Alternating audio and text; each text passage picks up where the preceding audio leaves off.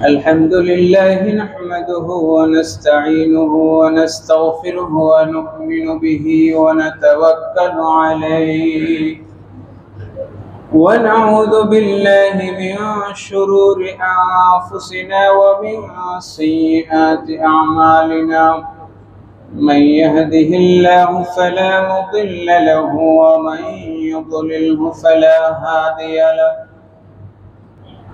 ونشهد أن لا إله إلا الله وحده لا شريك له ونشهد أن سيدنا وسندنا وحبيبنا وحبيب ربنا وطبيبنا وطبيب قلوبنا ومطلوبنا ومحبوبنا ومعشوقنا ومولانا محمد الذي أرسله الله بالحق بشيرا ونذيرا وداعيا إلى الله بإذنه وسراجا منيرا أما بعد فقد قال الله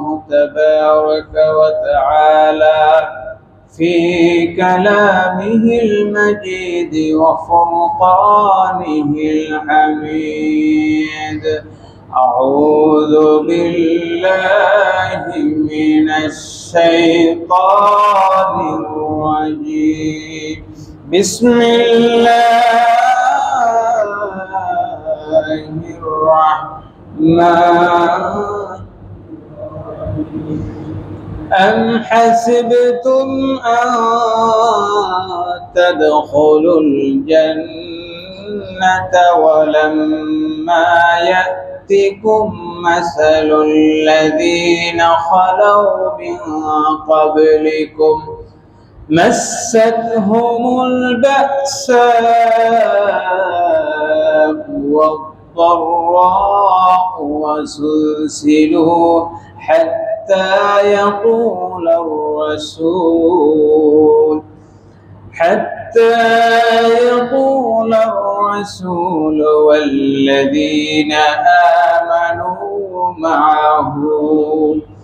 والذين آمنوا معه متى نصر الله ألا إن نصر الله قريب إن الله وملائكته يصلون على النبي يا أيها الذين آمنوا صلوا عليه وسلموا تسليما اللهم صل সকলে আল্লাহর দরবারে শুকরিয়া আদায় করে বলি আলহামদুলিল্লাহ।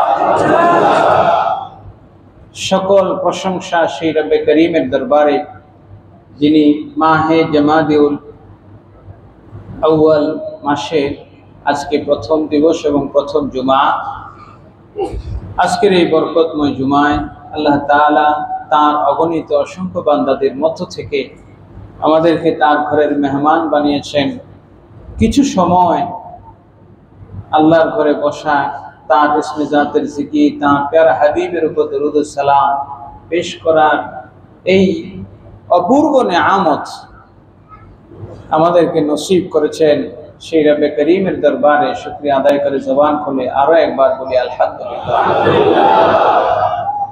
দরুদ ও সালাম পেশ করছি নূরুন নবী নূরুন আলা নূর সাইয়্যিদুনা হাবিবুনা নবিয়ুনা নবী মুহাম্মদুর রাসূলুল্লাহ সাল্লাল্লাহু আলাইহি ওয়াসাল্লামের উপরে, যিনি আজ থেকে ১৫০০ বছর পূর্বে এই উম্মতের জন্য নিয়ামতের দরজা উন্মুক্ত করে রওজায়ে আতহারে জিন্দা নবী হিসেবে, হায়াতুন নবী হিসেবে ঘুমিয়ে আছেন পড়ি সাল্লাল্লাহু আলাইহি ওয়াসাল্লাম।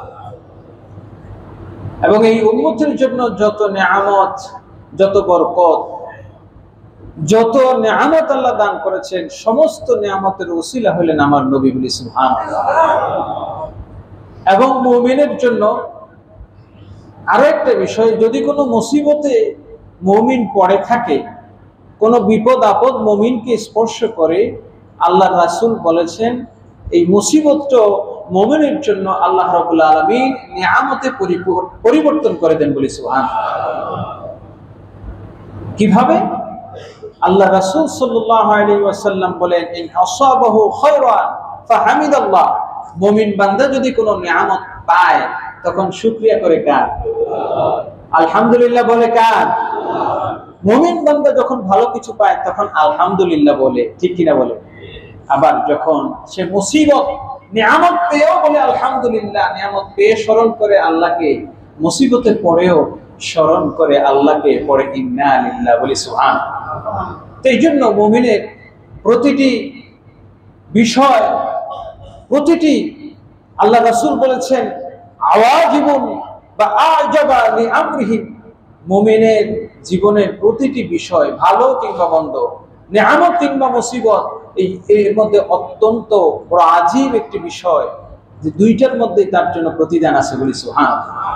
আজকে আমরা আলোচনা করব আল্লাহর রাসূল সাল্লাল্লাহু আলাইহি ওয়াসাল্লামের ঘোষণা অনুযায়ী মুমিনগণ কিয়ামতের পূর্ব পর্যন্ত মুসিবতে পড়বে এবং মুসিবত থেকে আল্লাহ উদ্ধার করবে বলি সুবহানাল্লাহ।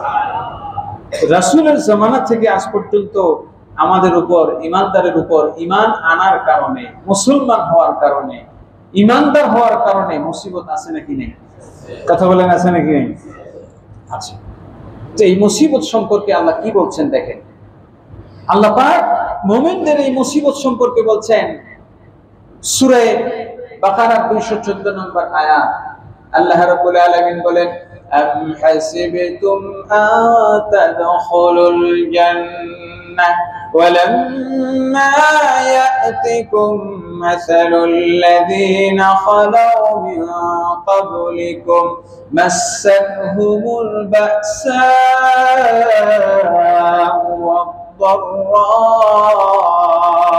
وزلزلوا حتى يقول الرسول والذين آمنوا معه متى نصر الله سبحان الله।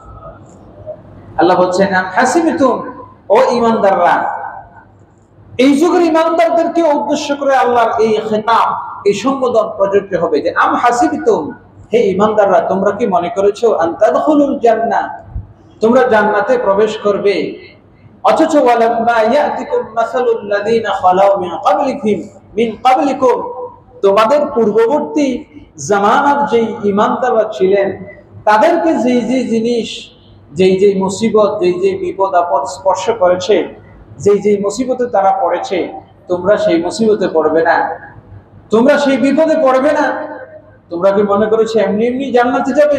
আল্লাহ বলছেন মাসাতহুমুল বা'সাউ ওয়াদ-দাররা, তোমাদের পূর্বের ঈমানদাররা যেভাবে বিপদে পড়েছে, মুসিবতে পড়েছে, নির্যাতনের শিকার হয়েছে, নিপীড়নের শিকার হয়েছে, তোমরা এরকম নিপীড়নের শিকার হবে। ওয়াসুলসিলু, তাদেরকে দেশতাড়া করা হয়েছিল, এমনকি তাদেরকে ভীত সন্ত্রস্ত করা হয়েছিল। হাত্তা ইয়াকুলার রাসূল, এমনকি এ পর্যন্ত হয়েছে যে রাসূল পর্যন্ত বলেছেন ওয়াল্লাযীনা আমানু মাহু, এবং ঈমানদাররাও তার সাথে বলেছেন মাতা নাসরুল্লাহ, মাতা নাসরুল্লাহ, কখন আল্লাহর সাহায্য আসবে।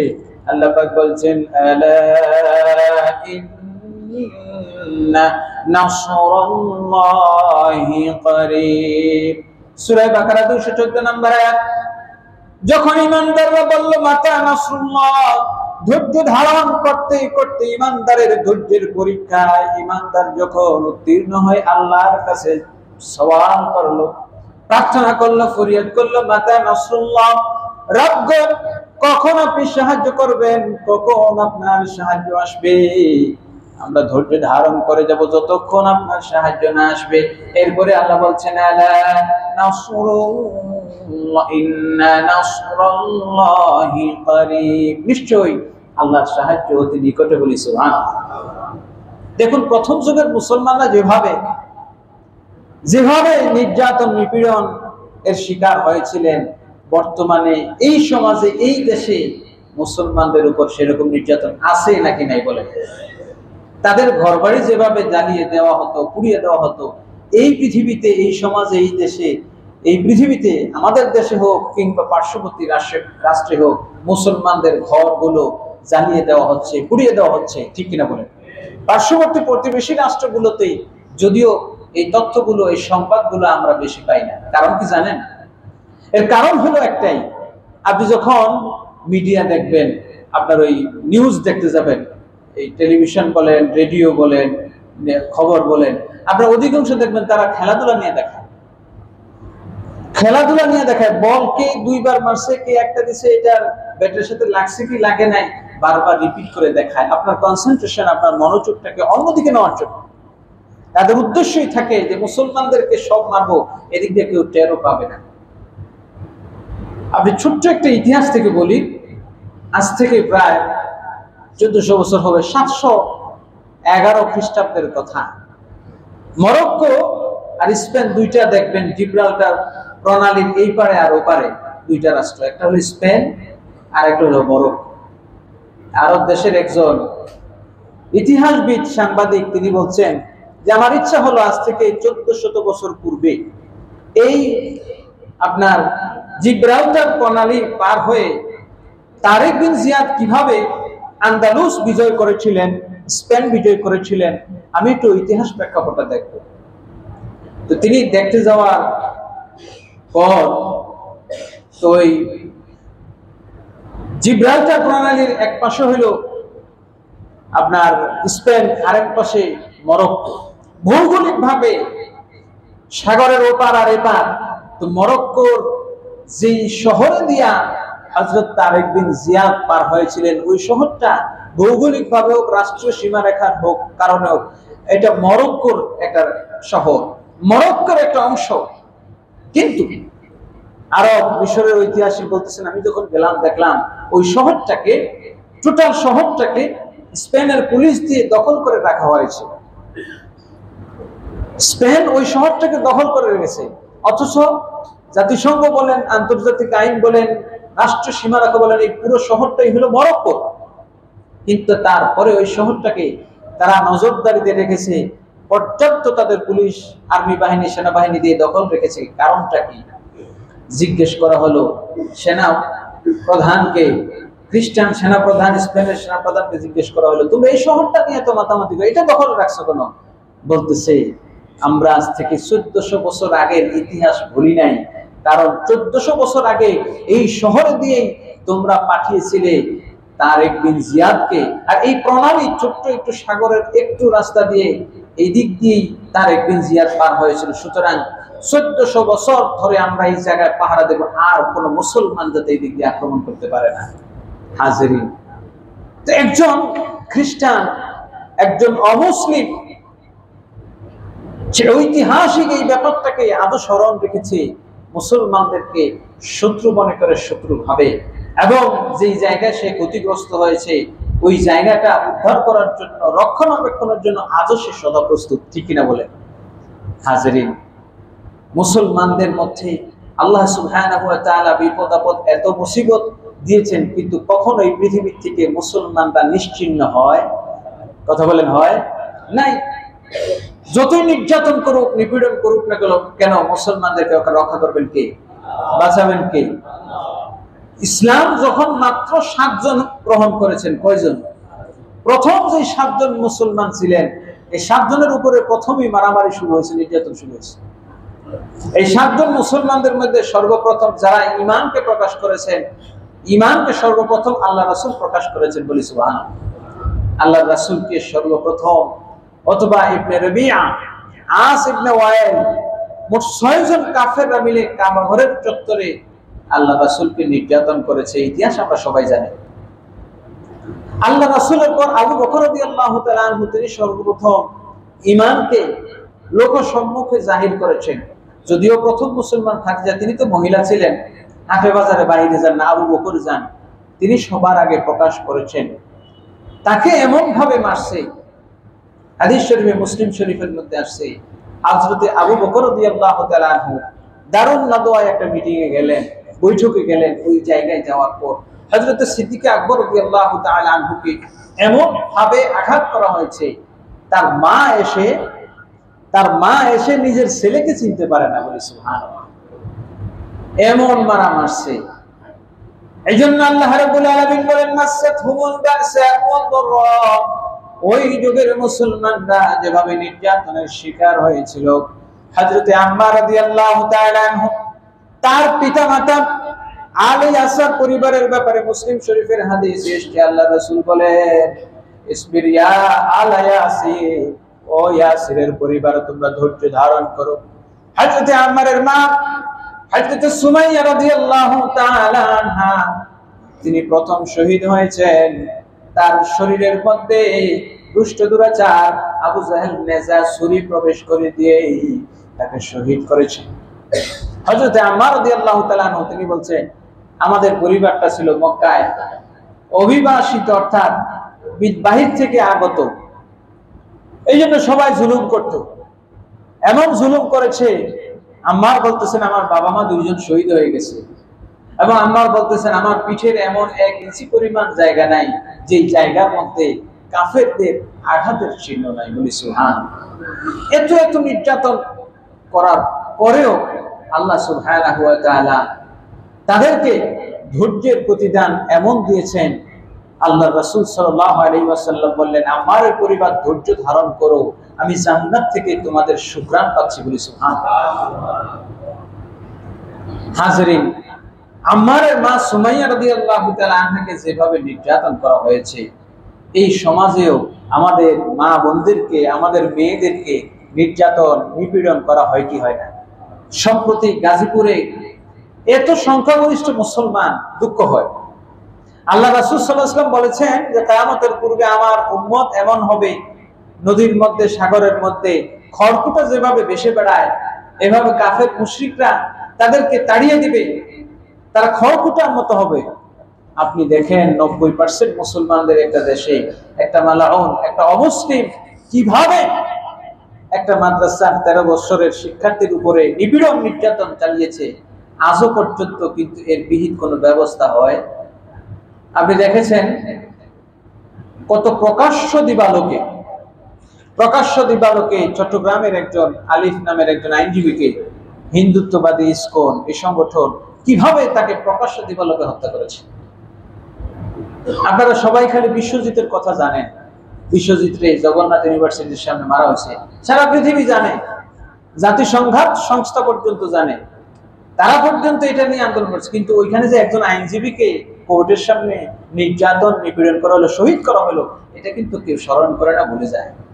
হাজরিন, এই যে নির্যাতনের মাত্রা এবং প্রক্রিয়া 1400 বছর আগে যেমন ছিল এখনো ঠিক তেমন আছে, ঠিক কিনা বলেন? এবং 2016-17 সালে আপনাদের মনে আছে আরাকানের মুসলমানদেরকে যেভাবে পুড়িয়ে মারা হয়েছিল, যেভাবে শাস্তি দেওয়া হয়েছিল, একেবারে ঠিক জাহিলি যুগে যেভাবে শাস্তি দেওয়া হয়েছিল ঠিক সেভাবেই, অথচ ওই দেশের মানুষরা আবার শান্তিতে নোবেল পায়। প্যারা হাজরিন, আমাদের এই ক্ষুদ্র ছোট্ট বাংলাদেশের কথাই বলি না কেন, 1000 বছর ধরে এই দেশের মানুষ কিন্তু প্রকৃত পক্ষে শান্তিপ্রিয়, ঠিক কিনা বলেন? বাংলাদেশের কোনো মানুষ গিয়া ইতিহাসে কেউ বলতে পারবে না যে এই দেশের কোনো একজন বাদশাহ পাশের দেশের বাদশাকে দখল করছে, রাজ্য দখল করছে, কি বলেন? আছে? কথা বলেন। এই দেশে বড় বড় টিপু সুলতান থেকে শুরু করে ঈসা খান, মুসা খান, 12 ভূঁইয়া ছিল, সুলতান ইলতুৎমিশ ছিল, বড় বড় রাজা বাদশা ছিল এই বাংলায়, কিন্তু এরা অন্য কোন দেশ রাজ্য আক্রমণ করে না। আপনি ইতিহাস খুঁজে দেখেন, যেভাবে যুগ যুগ ধরে আল্লাহ রাসূলের জামানা থেকে মুসলমানদের নির্যাতন করা হয়, আজকে পর্যন্ত সেভাবে নির্যাতন করা হয়। হাজরিন, এই নির্যাতনের ধারা, এই নির্যাতনের ক্রমধারা আগেও যেমন ছিল এখনো তেমন আছে, কোনো পরিবর্তন হয় না। এর কারণটা কি? এর কারণ হলো মুসলমানরা খালি নিজের চিন্তা করে। নিজের চিন্তা বলতে আল্লাহ সুবহানাহু ওয়া তাআলা বলছেন ইন্নামাল মুসলিমুনা ইখওয়া, মুসলমানরা সবাই হলো ভাই ভাই, বলেন সুবহানাল্লাহ। আল্লাহ হাবিব সাল্লাল্লাহু আলাইহি ওয়াসাল্লামকে আল্লাহ জানিয়ে দিয়েছেন আহাসিবান নাসু আইয়ুতরাকু আইয়াকুলু আমান্না ওয়া হুম লা ইফতানুন, ও ও দুনিয়ার মানুষেরা শুনো শুনো, আল্লাহ রাব্বুল আলামিন ওই সাতজন মুসলমান আল্লাহর হাবিব সাল্লাল্লাহু আলাইহি ওয়াসাল্লাম, হযরতে আবু বকর, হযরতে আম্মার, হযরতে সুমাইয়া, হযরতে সুহাইব, হযরতে বেলাল, হযরতে মিকদাদ, এই ছয়জন সাহাবী আর আমার নবীজি, এই সাতজন সর্বপ্রথম নিজেদের ইসলামকে প্রকাশ করেছেন এবং সাতজনই ইসলামের কারণে নির্যাতনের শিকার হয়েছেন। আল্লাহ রাসূলকে 3 বছর শিয়াবে আবু তালেবে রাখা হয়েছে, আটক করে রাখা হয়েছে। হযরত সুহাইব রাদিয়াল্লাহু তাআলা আল বিদায়া ওয়ান নিহায়ার মধ্যে আছে, সুহাইব রাদিয়াল্লাহু তাআলা, বেলাল এবং মিকদাদ, এই তিনজন সাহাবীকে ধরে ধরে এনে পাথরের মধ্যে, উত্তপ্ত পাথরের মধ্যে বালুর উপরে শোয়ায় রাখা হতো। তাদের গায়ের চর্বিগুলো পাথরের মধ্যে গড়িয়ে গড়িয়ে যেত, চামড়া গলে পাথরের সাথে লেগে থাকতো। যতক্ষণ পর্যন্ত চামড়াগুলো পাথরের সাথে না লাগতো ততক্ষণ শোয়ায় রাখতো। এভাবে এত কঠিন নির্যাতন করা হয়েছে, তারপরেও তারা ঈমান ছাড়ে নাই, ঈমান ছাড়ে নাই। কিন্তু আমাদের একটু সমস্যা হলো এই জায়গায়, তারাও নির্যাতন নিপীড়নের শিকার হয়েছেন, আমরা হই, কিন্তু আমরা অল্পতেই ঈমান হারা হয়ে যাই। আমরা অল্পতে কি হই দেখেন, আল্লাহ রাব্বুল আলামিন যেখানে বলেছেন লা ইয়াত্তাখিযুল মুমিনুনা আল কাফিরিনা আউলিয়া, একজন ঈমানদার কখনো কোনো কাফেরকে বন্ধু রূপে গ্রহণ করতে পারে, একেবারে সাপ্পা কথা, কোন মুসলমান কাফেরকে বন্ধু রূপে গ্রহণ করতে পারে। এবার আপনি একটু তাকায় দেখেন, আমাদের সাথে মুসলমান রাষ্ট্রগুলো যেগুলো আছে, মুসলিম ভাইদের সাথে সম্পর্ক ভালো না অমুসলিমদের সাথে সম্পর্ক ভালো? প্রতিটা সম্প্রতি আপনারা দেখছেন, পাকিস্তান যেভাবে ইন্ডিয়ার সাথে যুদ্ধ করে ধরে, এটা মানা যায়, কিন্তু পাকিস্তান যখন আফগানিস্তানের সাথে যুদ্ধ করে, এটা মানা যায়? বলেন তাহলে ব্যাপারটা কি? ব্যাপারটা হলো ওই যে ওই জায়গায় সাহাবায়ে কেরাম রাদিয়াল্লাহু তাআলা আনহুম নিজেরা মার খেয়েছেন, কিন্তু নিজেরা কখনো মারামারি করেছেন? করেন নাই। সাহাবায়ে কেরাম রাদিয়াল্লাহু তাআলা আলাইহিম আজমাইন নিজেরা মার খেয়েছেন, কিন্তু আরেকজন মার খাবেন এটা সহ্য করেন নাই। হযরত খাব্বাব ইবনুল আরদ রাদিয়াল্লাহু তাআলা আনহু, তাকে যখন শহীদ চড়ানো হলো, চতুর্দিক থেকে তীরের আঘাতে জর্জরিত, শরীরটা জর্জরিত করা হয়েছে, পাথরের আঘাতে শরীরটা জর্জরিত হয়ে গেছে, একটু জায়গা বাকি নাই যে জায়গায় পাথরের আঘাত লাগে নাই, ওই অবস্থায় এখনই তার গলাটা কেটে শহীদ করা হবে। দুইটা হাত দুই দিকে রাখা, পাগুলো বাঁধা, খেজুর গাছের সাথে কাঁটার সাথে বেঁধে রাখা হয়েছে। ওই অবস্থায়ও হযরতে খুবাইবকে বলা হলো, খুবাইব শোনো, তোমাকে একটা প্রস্তাব দেই, এই মুহূর্তে এই শাস্তি থেকে, এই কঠিন শাস্তি থেকে তোমাকে মুক্তি দেওয়া হবে, তোমাকে এই শাস্তি থেকে মুক্তি দেওয়া হবে। আমি একটু তোমার কাছে জানতে চাই, তোমাকে নামায়া যদি এই জায়গায় তোমার রাসূলকে দান করানো হয়, তোমার রাসূলকে তুমি যার আনুগত্য করা করো, তাকে যদি দান করায় দেওয়া হয়, তোমাকে যদি মুক্তি দেওয়া হয়, তুমি কি করবা? ওই অবস্থায় খুবাইব রাদিয়াল্লাহু তাআলা জবাব দিয়েছেন, ও तमाम বিশ্ববাসী, কুরাইশবাসী, কাফের, শোনো শোনো, শুধু তাই নয়, আমার জীবন যায় যাক, আমার জীবনের মুক্তির বিনিময়ে যদি বলা হয় আমার রাসূলের পায়ের একটা আঙ্গুলের মধ্যে একটা কাঁটাও বিঁধবে, আমি জীবন থাকতে তা সইতে পারবো না। সুবহানাল্লাহ। এটাই এখানে পার্থক্য। ইনিস্তাকা আইনুহু ইস্তাকা কুল্লুহু, যদি তার আঙ্গুলে আঘাত পায় তাহলে পুরো শরীরটা ব্যথিত হয়। খুবাইব রাদিয়াল্লাহু তাআলা মানতে পারেন নাই, ওনাকে শহীদ তো করবে, কিন্তু এতটুকু বলছে যে কি করবা, এতটুকু পর্যন্ত তিনি সহ্য করেন নাই। তাহলে আমরা মুসলমানরা চিন্তা করি যে ফিলিস্তিন হোক, কাশ্মীর হোক, উইঘুর হোক, কিংবা গাজীপুরে একটা মাদ্রাসার 13 বছরের মেয়েকে ধর্ষণ করা হোক, নির্যাতন করা হোক, তাতে আমার কি আসে যায়? এখানেই পার্থক্যটা। সাহাবায়ে কেরাম রাদিয়াল্লাহু তাআলা আলাইহিম আজমাইন, ছোট্ট ঘটনা, মদিনার মধ্যে, বুখারী মুসলিম কিতাবুল হুদুদের মধ্যে আসছে, মদিনার মধ্যে একজন নারী স্বর্ণকারের দোকানে গিয়েছেন। স্বর্ণকারের দোকানে যাওয়ার পর স্বর্ণকার কি করছে, তার হাতে ছুরি নিবে, স্বর্ণকার হাত ধরছে। হাত ধরার পর ইজ্জতওয়ালা মহিলা বলছে, তুমি আমার হাত ধরলা কেন? মহিলা দৌড়ে বেরিয়ে যাবে, তখন তার ওড়নার মধ্যে পাড়া দিছে। ওড়নার মধ্যে দেওয়ার পর তার মাথার হেজাবটা বড় কাপড় ধরেন, মাথাটা একটু উন্মুক্ত হয়ে গেল। সাহাবায়ে কেরাম রিদওয়ানুল্লাহি তাআলা আলাইহিম আজমাইন যখন দেখলেন যে তাদের একজন কন্যা, তাদের একজন বোন, তার হিজাবটা, নিকাবটা একজন মালউন ইহুদি খুলে ফেলেছে, সঙ্গে সঙ্গে ওই ইহুদিকে সঙ্গে সার করা দেওয়া হয়েছে। সুবহানাল্লাহ। এটাই হলো সাহাবাদের ঈমান, এটাই হলো সাহাবাদের ঈমান আর আমাদের ঈমান। আমার বোন, আমার সন্তান, আমার কন্যাকে নির্যাতন করা হয়, আমার দেশের একটা মানুষও একটু শব্দ করে না। হাজরিন, আজকে এই নির্যাতনটা ওই মাদ্রাসার স্টুডেন্টের সাথে না হয়, যদি আপনার নিজের কন্যা, নিজের বোন বা অন্য কারোর সাথে হইতো, আপনার কেমন লাগতো? সাহাবায়ে কিরাম রিদওয়ানুল্লাহি তাআলা আলাইহিম আজমাইন পৃথিবীর যে কোনো প্রান্তের কোন মুসলমান যদি নির্যাতিত হইতেন, তাহলে সেই নির্যাতনটা নিজেদের মনে করতেন। আল্লাহর হাবিব সাল্লাল্লাহু তাআলা আলাইহি ওয়াসাল্লাম তিনি যখন হযরত আম্মার ইবনে ইয়াসার রাদিয়াল্লাহু তাআলা আনহুকে নির্যাতন অবস্থায় ওয়ালিদ ইবনে মুগীরা, হযরত আম্মার ইবনে ইয়াসারের পরিবারকে যখন ওয়ালিদ ইবনে মুগীরা নির্যাতন করছে, আল্লাহর হাবিব সাল্লাল্লাহু তাআলা আলাইহি ওয়াসাল্লাম আবু বকরকে বললেন, আবু বকর তুমি একটা কিছু করো। সুবহানাল্লাহ বলে, তুমি একটা কিছু করো। আল্লাহর হাবিব সাল্লাল্লাহু তাআলা আলাইহি ওয়াসাল্লাম বললেন যে আমি, ইয়া রাসূল আপনি যা বলবেন তাই করব। আমার পিতা মাতা দুইজনকে অলরেডি শহীদ করে দেওয়া হয়েছে, আমার অবস্থা খুবই শোচনীয়। আবু বকরকে বললেন, আবু বকর আমার একজন সাহাবী এত নির্যাতন সইতে পারছে না, আমারও কলিজা শোনা, আমার তো গোলাম আজাদ মানুষের সহযোগিতা করতে করতে খাদিজার সমস্ত সম্পদগুলো শেষ, তুমি একটু কাজ করো, তোমার যদি সম্ভব হয় তাহলে আম্মারকে মুক্তি দাও। বলেন সুবহানাল্লাহ। আবু বকর রাদিয়াল্লাহু তাআলা আনহু, হযরত মিকদাদ, হযরত বেলাল, হযরত আম্মার মোট 40 জনের উপরে গোলামকে মুক্তি দিয়েছেন এবং এই মুক্তিদানের পেছনে অসংখ্য অগণিত টাকা পয়সা খরচ করছে। সুবহানাল্লাহ বলেন।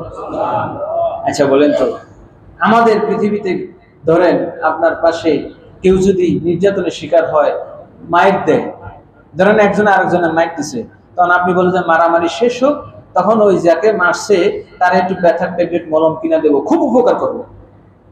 কথা বলতেছেন, আমাদের দেশের আমাদের নীতি হলো মানুষের উপকার করা, মানুষের কল্যাণ করার নীতি হলো এটা। এটা শিখছে হলো জাতিসংঘ থেকে। জাতিসংঘ মানে হলো জাতি সংঘাত, মানে এর কাজ হলো সংঘাত লাগানো। আফগানিস্তান পাকিস্তান সংঘাত লাগায় 2-4 দিন গোলাগুলি করবে, তখন ট্রাম্প আইসা বলবে যে আমি যুদ্ধ থামাইছি।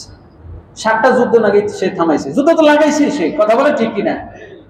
সমাজের মধ্যে দেখবেন কিছু মোড়লরা যেই জমির মধ্যে একটু ঝামেলা আছে ওইখানে দুইজনের ঝগড়া লাগায় তার একটা টাকা খাওয়ার একটা সুযোগ করে, কথা বলেন ঠিক কিনা?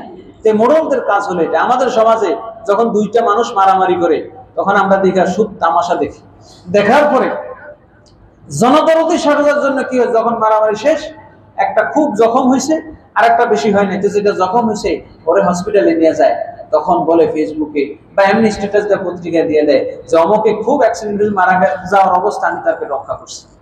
কেন বাবা, তুমি যখন মারামারি লাগে তখন বাঁচাইতে গেলে না কেন? বলতেছে আগে নিজের বাঁচা, চাচা আপন প্রাণ বাঁচা। তো হযরত আবু বকর রাদিয়াল্লাহু তাআলা আনহু তিনি নিজের জন্য করেন নাই, এতগুলো গোলাম আজাদ করতেছেন। তার বাবা আবু কুহাফা বলছে, বাবা রে তুমি গোলাম আজাদ করো ভালো কথা, কিন্তু একটু সুস্থ সবল শক্তিশালী মানুষ দেখে তো আজাদ করতে পারো, যাতে এগুলো তোমার কাজে লাগতে পারে। সুবহানাল্লাহ। আবু বকর রাদিয়াল্লাহু তাআলা সুন্দর জবাব দিচ্ছে, বাবা গো, আমি এই যে মুসলমানদেরকে নির্যাতনের হাত থেকে রক্ষা করে আমার নিজের কাজে লাগানোর জন্য রক্ষা করছি না, বরং আমি রক্ষা করছি ঈমানের তাকাদায়। আমি তাদের কাছ থেকে কোনো প্রতিদান চাই না, আমি আল্লাহর কাছ থেকে চাই। বলি সুবহানাল্লাহ। এই ছিল তাদের উপকারের নমুনা। একজন মুসলমান আরেকজনের মুসলমান মানে কষ্টে যদি কষ্ট না পায়, সে কিসের ঈমানদার? আল্লাহর হাবিব সাল্লাল্লাহু আলাইহি ওয়াসাল্লাম কে আবু তালেব এত বেশি ভালোবাসতেন। আবু তালেবও নবীর চাচা, আবু লাহাবও কি নবীর চাচা, দুইজনই চাচা। কিন্তু দেখেন আবু তালেবের নবীর প্রতি ভালোবাসা, আবু লাহাবের ভালোবাসা এক না। যদিও আবু লাহাব জন্মের পর ভালোবাসছে কিনা, ভালোবাসা দাসী সুহাইবিয়াকে আজাদ করছে। পরিপ্রেক্ষিতে লম্বা ঘটনা আছে। আবু তালেবকে ওয়ালিদ ইবনে মুগীরা গিয়ে আবু তালেবের কাছে একটা প্রস্তাব দিল। গভীরভাবে খেয়াল করবেন, আমরা যে জিনিসগুলো বুঝি না, যেই সমাজের মধ্যে, আমাদের সমাজের মধ্যে এত অশান্তি, এত বিশৃঙ্খলার মূল কারণ হলো ওই জায়গায় যে আমরা প্রকৃত স্বার্থ, ইসলামের স্বার্থ বুঝি না। আবু তালেবের কাছে গিয়ে প্রস্তাব দিল, শোনো কি, অথবা ইবনে রবিয়া সে প্রস্তাব দিল যে আম্মারা ইবনে ওয়ালিদ ইবনে মুগীরা মক্কার মধ্যে বিশাল বড় পালোয়ান, খুব শক্তিশালী যুবক, এই যুবকটা, এই ছেলেটাকে তোমাকে দিলাম, তুমি তোমার ভাতিজাকে আমাদের হাতে তুলে দাও। কাকে তুলে দাও? কাকে বলে? ভাতিজাকে তুলে দাও। তোমাকে এর বিনিময়ে ওয়ালিদ ইবনে মুগীরা সবচেয়ে শক্তিশালী, সুঠামদেহী, একেবারে দেখতে শুনতে 16 কলা পরিপূর্ণ আম্মারাকে তোমার হাতে তুলে দেব। তো কি করবে আমার ভাতিজারে নিয়ে? বলতেছো তোমার ভাতিজাকে নিয়ে আমরা তাকে একটু উত্তম মাধ্যম দেব। কি দেব? বিনিময়ে কি দিবেন? আম্মারাকে দেব। আম্মারা আজীবন আপনার গোলাম হয়ে থাকবে, আর আপনি তাকে লালন পালন করবেন, সে আপনার সন্তান হয়ে যাবে।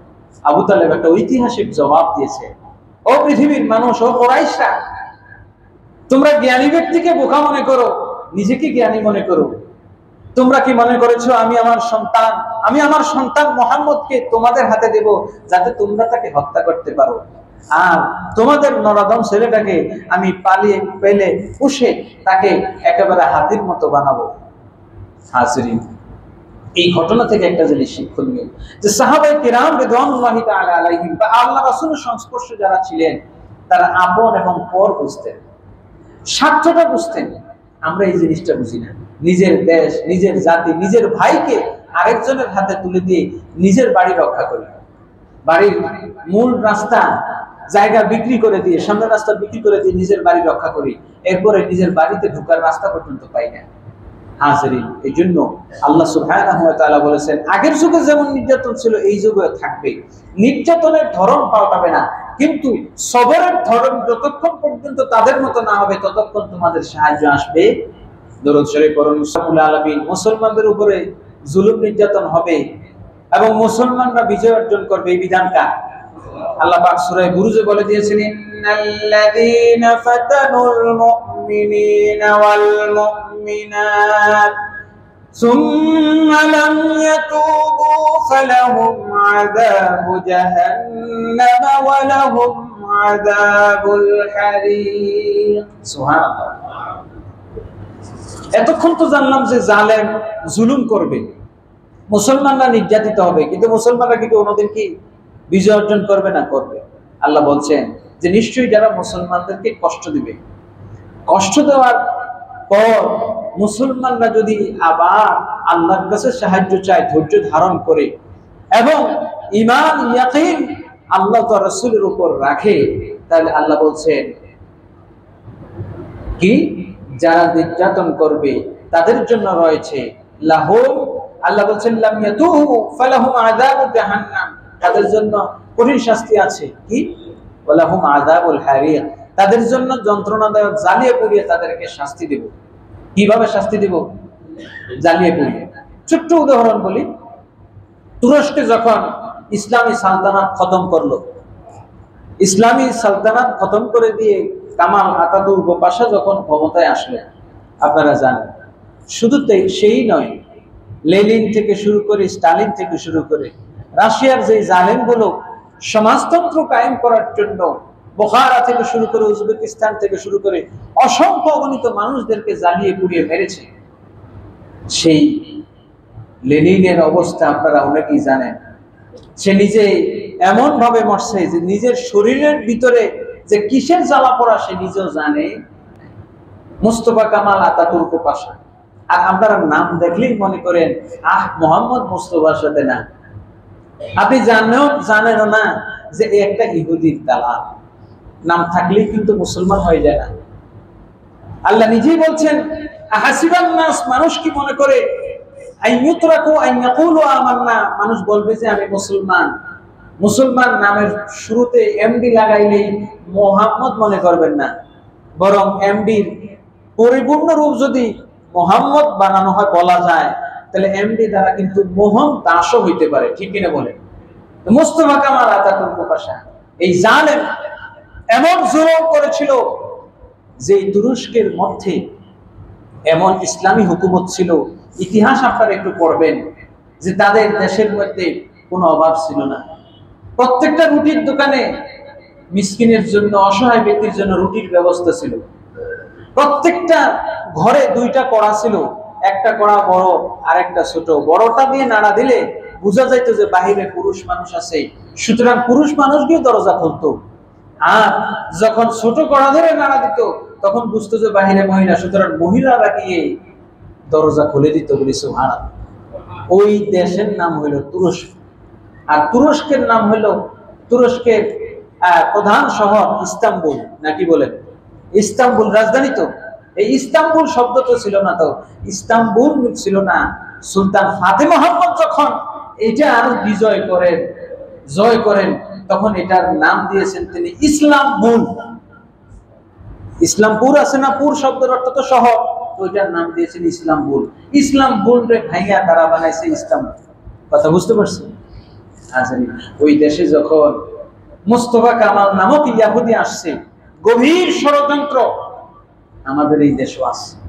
আপনাদেরকে সচেতন সতর্ক থাকতে হবে যে কারে দিয়া ঈমানের খাতরা হইতে পারে। শুধু নাম, নবীদের নামে নাম হইলেই হয় না।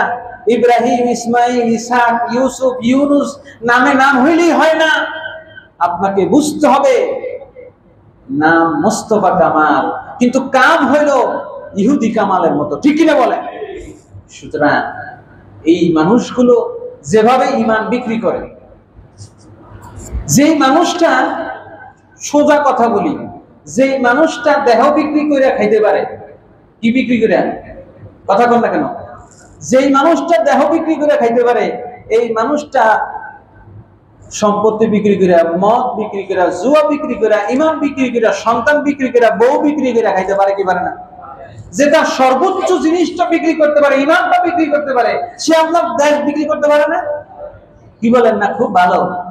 আল্লাহ নবীর নামে না, সাবধান। যেই মানুষটা মুস্তফা কামাল আসছে, খুব দেশের উন্নয়ন করবে। কেমন উন্নয়ন করছে? আজানটা পর্যন্ত পরিবর্তন করছে। বলছে আজান আপনার আজান তুর্কি ভাষায় দিতে হবে, আরবিতে আজান দেওয়া যাবে না। সেই অশনি সংকেত 1000 বছর ধরে এই দেশে আমরা মুসলমানরা শান্তিতে আছি। যদিও এই দেশে বহু নির্যাতন আগেও ছিল, পরেও ছিল। আপনি সময়ে সময়ে যে বললাম না, নির্যাতনের ধারা পাওয়া যায়। 1757 সাল থেকে 1947, 190 বছর ইস্ট ইন্ডিয়া আপনার এই দেশকে শোষণ করেছে, ঠিক কিনা বলেন? কথা বলেন, শোষণ করছে কিনা? শোষণ করছে। আপনি 1757 সালে যখন সিরাজউদ্দৌলা যুদ্ধ করতেছিল ব্রিটিশ ইস্ট ইন্ডিয়ার বিরুদ্ধে, লর্ড ক্লাইভের বিরুদ্ধে, তখন কিন্তু এই সিরাজউদ্দৌলাকে সহযোগিতা করেছিল ওলন্দাজরা, ডাচরা, নেদারল্যান্ডের লোকেরা আর কি। তারা এর আগেও এই দেশ শোষণ করেছিল। আপনারা এগুলো ইতিহাস জানেন। তো সময়ের পরিপ্রেক্ষিতে দেখেন, ওলন্দাজরা, ডাচরা, পর্তুগিজরা, এই লোকগুলো মিলে সিরাজউদ্দৌলার সাহায্য করছে না 1757 সালে পলাশীর যুদ্ধে। কিন্তু প্রকৃতপক্ষে তারাও তো জালেম, তারাও তো এই দেশে শোষণ করছে। পর্তুগিজরা এই দেশে শোষণ করে নাই। ব্রিটিশ ইস্ট ইন্ডিয়া কোম্পানি আসার আগে নেদারল্যান্ডের ডাচ ইস্ট ইন্ডিয়া কোম্পানি এই দেশে বহু জুলুম করছে। পর্তুগিজ হারমাত জলদস্যুরা এই দেশে শোষণ করতো, ঠিক কিনা বলেন? তো সময়ের পরিপ্রেক্ষিতে এখন ভাগ পায় না, যেহেতু ব্রিটিশ ইস্ট ইন্ডিয়া কোম্পানি যেহেতু আছে, শোষণ করার জন্য এখন লাগছে। হাজিরিন, আপনাকে বুঝতে হবে জুলুমের ধরন পাল্টায় নাই। 1400 বছর আগে যেমন জুলুম ছিল, এখনো সেই জুলুম আছে নাকি নাই? জুলুমের ধরন পাল্টায় নাই, শুধু জালেম পাল্টাইছে। এতদিন ছিলাম প্রতিবেশী শিয়ালের মুখে। কিসের মুখে? প্রতিবেশী শিয়ালের মুখ থেকে এখন আপনি রক্ষা পাওয়ার জন্য, মুরগিকে রক্ষা করার জন্য মুরগিকে দিছেন বিদেশি হায়েনার হাতে। বিদেশি হায়েনার হাতে দিয়ে আপনার রক্ষা পাবেন? কথা বলেন। এই জন্য মুসলমানদের জুলুম নির্যাতনের ইতিহাস আগেও যেমন ছিল এখনই তেমন, কিন্তু মুসলমানদেরকে নির্যাতন থেকে শিক্ষা নিতে হবে। ওই যে বললাম যে ইস্তাম্বুলে মোস্তফা কামাল আতাতুর্ক পাশা সে যুবকদেরকে সূত্র দিল, তোমাদেরকে স্বাধীন করব, এই দিব, সেই দিব, হ্যান দিব, তেন দিব, মুক্তি দেব। মুক্তি দিয়েছে কি? এমন মুক্তি দিয়েছে, মসজিদগুলো মন্দির বানিয়ে দিয়েছে। মসজিদগুলো মুক্তি দিয়েছে, মসজিদগুলোরে কেমন? এই মসজিদগুলো জাদুঘর হয়ে যাবে। দীর্ঘ 90 বছর পর তুরস্কের ফাতে মোহাম্মদ মসজিদ, আপনারা জানেন হায়া সোফিয়া মসজিদ, কিছু বছর আগে খুলে দেওয়া হয়েছে। এটা কার অবদান? মুস্তফা কামালের অবদান। হাজেরিন, আপনাকে বুঝতে হবে, যখনই জালেম পাল্টায় কিন্তু জুলুম পাল্টায় না। আমাদের ভাগ্যের, জনগণের ভাগ্যের পরিবর্তন হয় না, ঠিক কিনা বলেন? জালেম শুধু পাল্টায়। এই জন্য আল্লাহ সুবহানাহু ওয়া তাআলা মুসলমানদেরকে বলেছে, ও ঈমানদাররা শোনো, আগের যুগের মুসলমানরা যেভাবে তাদেরকে যেভাবে জুলুম স্পর্শ করেছে, তোমাদেরকেও জুলুম স্পর্শ করবে। তবে পার্থক্য হলো, তারা জুলুম নির্যাতনে ঈমানকে বিক্রি করে দেন নাই, তারা ঈমানের উপর অটল অবিচল ছিলেন। তোমরা যদি অটল অবিচল থাকো, তাহলে সুলতান ফাতে মুহাম্মদের মতো 650 বছরের ইসলামী সালতানাত তোমাদেরকে দান করবো। সুবহানাল্লাহ। খুব সংক্ষেপে যদি বলি যে আমরা বর্তমানে মনে করেন আমেরিকাকে খুব জালেম মনে করি, ইসরায়েলকে খুব জালেম মনে করি, ঠিক কিনা বলেন? ফ্রান্স, ইতালি, জাপান, জার্মান মনে করি খুব ভালো রাষ্ট্র, ঠিক না? সবাই দৌড় দিয়ে নরওয়ে চলে যায়, মনে করেন নরওয়ে শান্তিতে খুব নোবেল দেয়। আসলে যে শান্তিতে, যে লোকটা আগুন লাগাইলো, আলফ্রেড নোবেল, ডিনামাইট আবিষ্কার করে সারা পৃথিবীতে যুদ্ধের আগুন যে লাগাইলো, আগুন লাগায়া সে এখন পানি দেয়, সে এখন শান্তিতে পুরস্কার দেয়। প্যারা হাজেরিন, আমি আপনি যদি ইতিহাস লক্ষ্য করি, মুসলমানদের নির্যাতনের ইতিহাস পাল্টায় নাই। এখন ওই দেশে ওই জুলুম হচ্ছে। আপনার ইতিমধ্যে সংবাদ পেয়েছেন, গাজীপুরে একজন ইমামকে ইসকনের বিরুদ্ধে কথা বলার কারণে তাকে যেভাবে নির্যাতন করা হয়েছে, এই দেশের ঘুমন্ত মুসলমানদের বিবেক এখনো জাগবে না। আপনি মনে করবেন যে ইমাম সাহেব একজনের নির্যাতন করছে, সমস্যা কি? আরেকজন ইমাম তো আছে, আরেকজন ইমাম নিয়ে নেব, ওনার শহীদ করলো, সমস্যা কি? আরেকজন নেব। কিন্তু যখন ধরা শুরু করবে, শিয়ালে যদি আপনার মুরগি একটা নেওয়া শুরু করে, শিয়াল যখন আপনার বাড়ির মোরগের খড়ের রাস্তা চিনছে, তা একটা মোরগ রাখবে, গৃহস্থের জন্য একটা মোরগ রাখবে? কথা বলেন। এই দেশে মুসলমান সাবধান থাকতে হবে। যেমন প্রতিবেশী শিয়াল আমাদের জন্য নিরাপদ নয়, ঠিক বিদেশি পশ্চিমা হায়েনাও আমাদের জন্য নিরাপদ। শিয়াল যেমন আমার মুরগি চুরি করতে পারে, পশ্চিমা হায়েনা কিন্তু আমার গরুটাও নিয়ে যাইতে। সুতরাং সাবধান। যুগে যুগে আমরা মুসলমানদের বন্ধু কেউই না, কেউই না। পলাশির যুদ্ধ যখন সিরাজউদ্দৌলা পরাজয় বরণ করছে, কথা বুঝে নিন, খুব মজার ইন্টারেস্টিং ঘটনা। সিরাজউদ্দৌলা যখন পরাজয় বরণ করছে, তখন ডাচ ইস্ট ইন্ডিয়া কোম্পানি আর ব্রিটিশ ইস্ট ইন্ডিয়া কোম্পানি দুইজন এক হয়ে গেছে। কথা বুঝতে পারছেন? দুইজন এক হয়ে গেছে।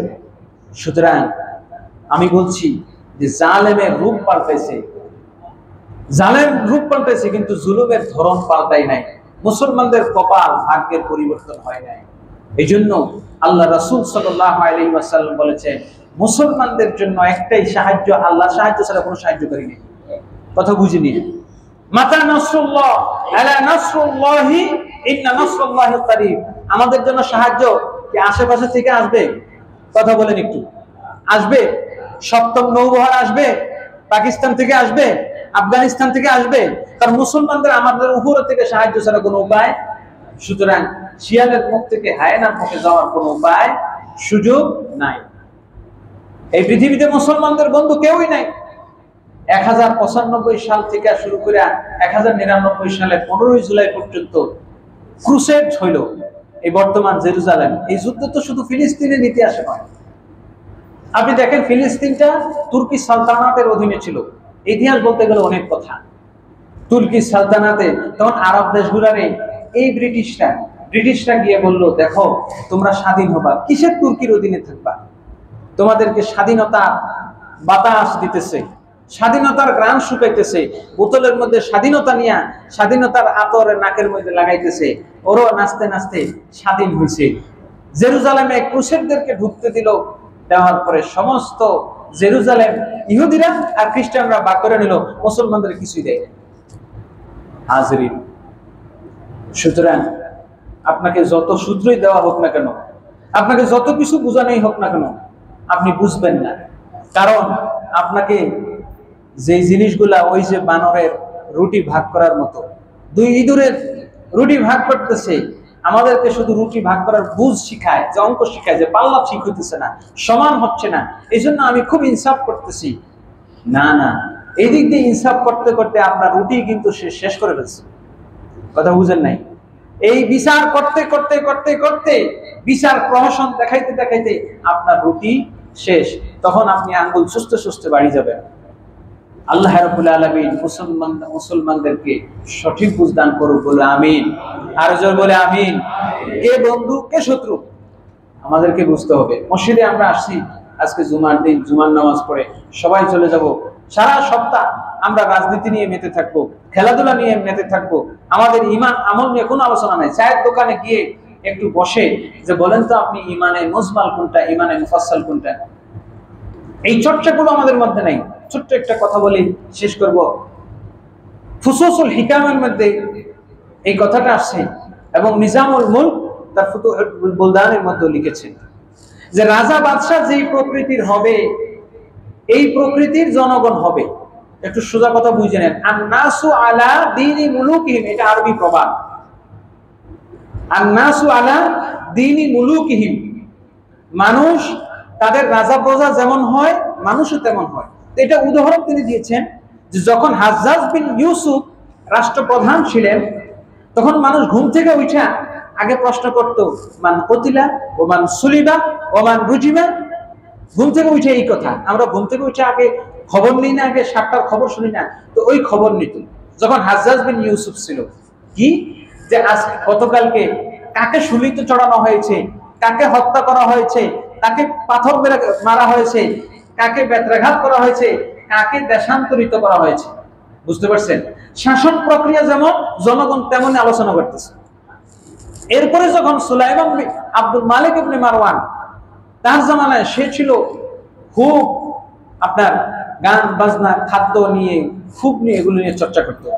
আপনি দেখবেন আমাদেরকে, আমাদের রাজা বাদশাহ যেরকম থাকে সেই রকম আমরা খবরাখবর শুনি, মিডিয়াগুলো সেভাবে প্রচার করে, আমরা সেটা নিয়ে মেতে থাকি। তো সে ছিল খাবার দাবার রাজপ্রাসাদ নিয়ে, তখন ঘুমের থেকে উঠে সব প্রজা নিয়ে আলোচনা করতো। আজকে কোন প্রাসাদ উদ্বোধন করা হলো, আজকে এলাকায় কোন গায়ক আসবে, আজকে এলাকায় কোন খেলাটা হবে। কথা বুঝতে পারছেন? আবার আরেকজন ছিল সুলাইমান বিন মালিক, সে আবার খেলাধুলায়, তীরন্দাজিতে, এগুলোতে খুব ভক্ত অনুরক্ত ছিল। এইটা নিয়ে আবার এলাকার প্রজারা মেতে থাকতো। সকালবেলা ঘুম থেকে উঠে বলতো, আজকে কোন জায়গায় তীরবাজি হবে, আজকে কোন জায়গায় খেলা হবে, আজকে কোন জায়গায় দৌড় খেলা হবে। আর একজন বাদশাহ নিজামুল মুলক ছিল, সে ঘোর প্রতিযোগিতাকে পছন্দ করত। সারা দেশে খালি ঘোর প্রতিযোগিতা নিয়ে আসে, তো সকালবেলা মানুষ উঠে খালি এটা নিয়ে আলোচনা করত।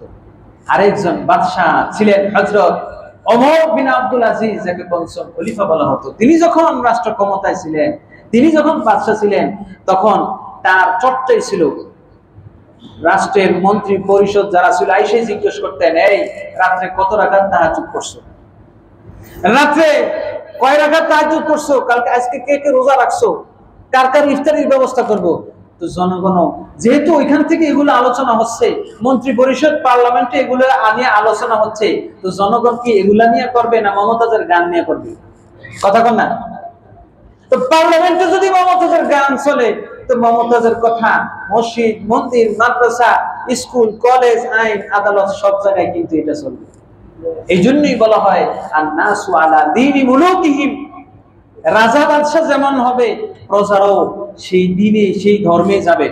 উনি যদি পয়সা সুদের হিসাব করে, একে কয় টাকা সুদ দিছো, সুদ আনছো, তো কথা কন আমরাও কি করব? যেহেতু ওইখান থেকে সুদের আলোচনায় চলতেছে। হাজরিন, এই জন্য আল্লাহর হাবিব সাল্লাল্লাহু আলাইহি ওয়াসাল্লাম কোরআনে কারীমে ইরশাদ করেছেন ওয়ালা তাহসাবান্নাল্লাহ গাফিলান আম্মা ইয়ামালু যালিমুন, ও জালেম তোমরা যে যা করতেছো এ সম্পর্কে আল্লাহ গাফেল আছেন এই নয়। তবে একটি বিষয় বলে দেই যে ওলামায়ে কেরাম রাজা বাদশাকে কেয়ার করেন না, তারা হক কথা বলেই যান। ছোট্ট ঘটনা বলে শেষ করে দিচ্ছি। ওলামায়ে কেরাম আপনি দেখবেন না পৃথিবীর কোনো হক্কানি ও ওলামায়ে কেরাম রাজা কিংবা বাদশা হওয়ার জন্য ঝগড়া করছেন, লড়াই করছেন। কারণ রাজা বাদশার যেই পদবিটা এটি আজ আছে কাল নাই, আজকের বাদশা কালকের ফকির। ছোট্ট ঘটনা, সালিম আহমদ চিশতি নামে ভারতের বড় একজন আল্লাহর ওলি বুজুর্গ ছিলেন। তিনি যখন দিল্লিতে ছিলেন তখন দিল্লির বাদশা ছিলেন হইল বাদশা শাহজাহান। তো তার একটা কম্বল ছিল, খাদেম রোদের মধ্যে গিয়ে শীতকালে কম্বল থেকে সারপোকা বাঁচে। কি বাঁচতেছে?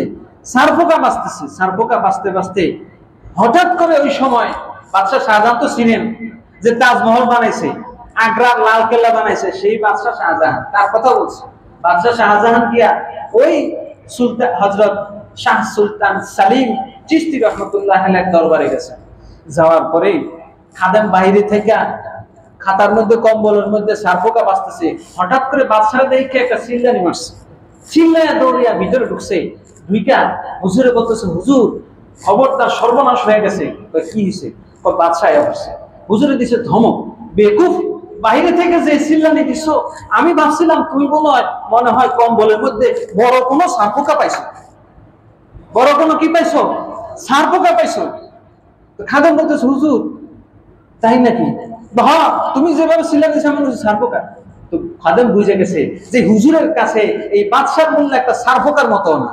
হাজেরিন, হক্কানি ওলামায়ে কেরামদের কাছে যারা হক কথা বলবে তাদের কাছে রাজা বাদশার পদপদবীর জন্য নয়, বরং তাদেরকে সংশোধনের জন্য আল্লাহর ওলিরা রাজা বাদশাদেরকে সারপোকা মাছির মতো মনে করতেন।